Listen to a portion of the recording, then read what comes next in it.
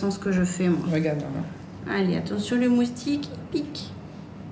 On en profite au moment où, quand il faut poser le cathéter pour la perfusion, on fait la prise de sang en même temps, on remplit les tubes en même temps. Après, c'est envoyé au laboratoire pour voir, là c'était pour voir l'état de déshydratation de ce petit. Et voilà, jeune homme. Voilà. Tu viens avec nous. À tout à l'heure. À tout à l'heure, merci. Dans l'attente du résultat, Isaac est installé dans l'unité d'hospitalisation de courte durée. Ah, c'est mignon, t'es gentil. T'es poli. Quelques heures de perfusion plus tard, le docteur vient examiner le petit malade. Les résultats sont plutôt rassurants. Bonjour, j'ai récupéré les résultats de la prise de sang qui sont corrects. Il n'y a pas de signe de déshydratation importante. D'accord. Il me fait mal. Qu'est-ce qui te fait mal? Mon bobo. Lequel bobo? Celui que tu as où? Ici. Ah là, ah oui, ce bobo-là. D'accord, c'est pas grave. C'est une petite piqûre d'insecte, à mon avis, que t'as gratté. Et le ventre, il fait pas mal. Ça n'a pas l'air. On l'a observé, 8 heures de temps. Nous, on estime qu'au bout de ce temps-là, il est bien, mais il se peut qu'il se dégrade secondairement. Donc on est toujours vigilant, on explique toujours aux parents qu'il faut surveiller les selles, le vomissement, le comportement, les douleurs. S'il y a quoi que ce soit qui à nouveau se dégrade, il faut qu'il reconsulte, bien évidemment. Parce qu'on va maintenir la perfusion encore 1 heure ou 2. On la diminuera de moitié, on va essayer de le réalimenter. S'il mange bien sans revomir, on rentrera à la maison. D'accord. Hein? Ok, parfait. C'est Guillaume, l'infirmier de l'unité d'hospitalisation de courte durée, qui se charge d'alimenter Isaac. Il faut manger, mon grand, si tu veux rentrer à la maison, hein. Voilà, d'accord? faut manger pour guérir. Oui, et tu manges des gâteaux aussi, si tu veux. Pendant un temps, on disait il faut manger des compotes du riz, des carottes.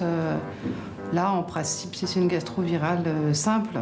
Et à partir du moment où l'enfant vomit plus, puis il sera alimenté, manger ce qu'il veut. Au final, le petit Isaac a mangé un yaourt et une madeleine sans vomir ni avoir de nouvelles diarrhées. Il peut donc rentrer chez lui. Ça y est, c'est fini. Tu veux les garder? Oui. Au revoir. Au revoir. Et merci. Au revoir, Isaac. Au revoir. Merci à Jérémy Rosen. Mathieu, Oui. ça vous dirait de faire un tour de trottinette? Ouais, go.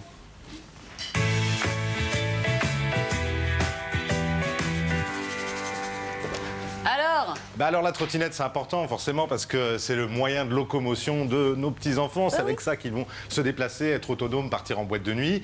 Il y a 10 ans, on parlait de trottinette à des enfants, tout le monde s'en foutait. Et puis là, maintenant, c'est juste voilà, toute la famille qui suit. Alors il y a plein de modèles que j'ai sélectionnés parce que c'est vrai qu'on en voit partout. Il y a des trucs qu'il faut savoir. Ça, c'est 2 modèles par exemple pour les petits. Ça va de 1 à 6 ans. C'est des modèles évolutifs. Celui-ci est bien parce qu'il est en bois. Je le trouve assez joli. En plus de ça, l'enfant commence, il s'assoit dessus, donc c'est bien, il peut garder l'équilibre. C'est pour les tout petits, ça, non? Oui, c'est pour les tout petits, donc de 1 à 5 ans. Ensuite, quand il grandit, on peut la changer. Là, c'est comme un petit vélo et après, ça devient une trottinette. On a une photo. Voilà, si on peut la voir. Voilà. Après, ça devient comme ça. C'est malin. Donc c'est joli, c'est coloré, c'est en bois. Moi, j'aime bien. Celle-ci, c'est le même système. Ce qu'il y a de bien, c'est que donc l'enfant peut s'asseoir aussi là, vous voyez, sur le petit siège. Je vois rien. Je peux me lever? Le guidon est rond, vous voyez ou pas? Le guidon est rond, donc il peut s'accrocher dessus. Ça, c'est super. Ouais. Et puis, il y a un frein à l'arrière, ce qu'il n'y a pas sur l'autre. Et alors, le système de roues, ici, vous voyez déjà, c'est 3 roues.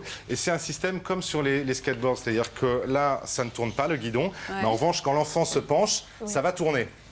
Voilà. Et puis, une fois qu'il grandit, on peut enlever, d'abord, on enlève le siège. Ouais. Ensuite, il peut garder juste l'anneau. Et ensuite, on peut mettre... Et la trottinette ici, apparaît. Voilà. Vous voulez en faire, les filles? Oui. Ah ben voilà, il faut le dire. Allez, hop. En même temps, de leur âge. En même temps, de leur âge, parce que là, c'est encore un peu. C'est encore un peu pour les petits, là. C'est des demoiselles, hein. Alors après, à partir de 4 ans, ça, on arrive quand même dans un modèle de compète. Ça, c'est la trottinette tout-terrain. Ouais. Je la trouve super parce que elle a déjà un frein à main comme sur les vélos. Ici, elle a des pneus en chambre à air, donc ça c'est super pour aller dans les jardins, sur les chemins, sur la pelouse. Elle est antidérapante et surtout avec celle-ci, c'est important de mettre des protections de manière générale, mais surtout avec celle-ci, donc le casque pour les genoux, les coudières, tout ça. Et elle a sa petite béquille. Elle a sa petite béquille, elle est bien celle-ci. Et puis alors après, on a les trottinettes, la trottinette de base, j'ai envie de dire traditionnelle, que tout le monde a, pratique parce qu'elle se plie et qu'on peut le mettre dans le coffre de voiture ou à la maison. Celle-ci, voilà, c'est les premiers modèles. Ça se plie, c'est bien, mais ça, c'est juste les premiers prix. Donc, Je vous conseillerais de mettre un peu plus parce que ça se casse assez facilement. Optez plutôt pour un modèle comme celui-ci. Ça coûte 25 €, ça coûte 60 €, mais ça vous fera sans doute plus longtemps. En plus, il y a une suspension, c'est pas mal. Je rappelle également que c'est pour quel âge ça à peu près, Mathieu? Ça, c'est du à peu près 8-13 ans, celle-ci. D'accord. Parce qu'elle est déjà, celle-ci, ça c'est 6-13 ans, ça c'est 8. C'est quand même, celle-ci est plus lourde. Elle existe aussi pour des âges inférieurs, parce que moi j'ai la même à la maison et je confirme ce que vous dites, ça dure très longtemps. Ça dure très longtemps. Oui, elle est plus lourde. Et puis, vous voyez, c'est un peu plus haut, là, ici. Donc, c'est pour les enfants déjà un peu plus grands.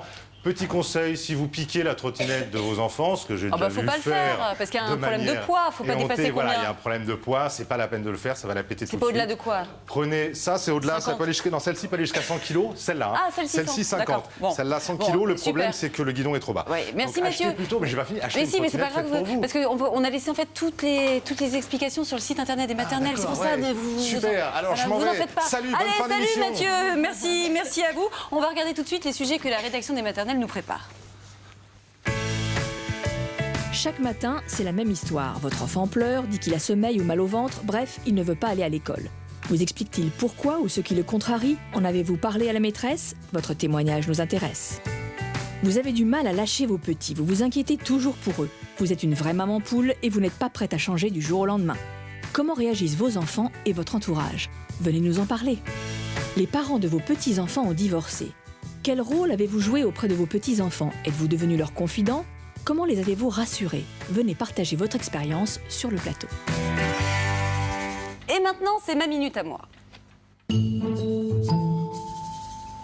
Alors justement, j'en ai profité d'avoir une minute pour inviter des amis poissons que j'avais dans mon entourage. Alors ce que vous voyez là, ce que vous allez voir là, c'est mes pieds en fait, de très jolis pieds, que j'ai envie donc de pédicurer. Les manucurer c'est pour les mains. Et donc ça s'appelle du fish pédicure. Ça vient à la base de Turquie, puis c'est arrivé en Asie, enfin aux États-Unis et heureusement en France depuis quelques temps. Donc comme vous le voyez, des petits poissons docteurs me pédicurent gentiment les pieds.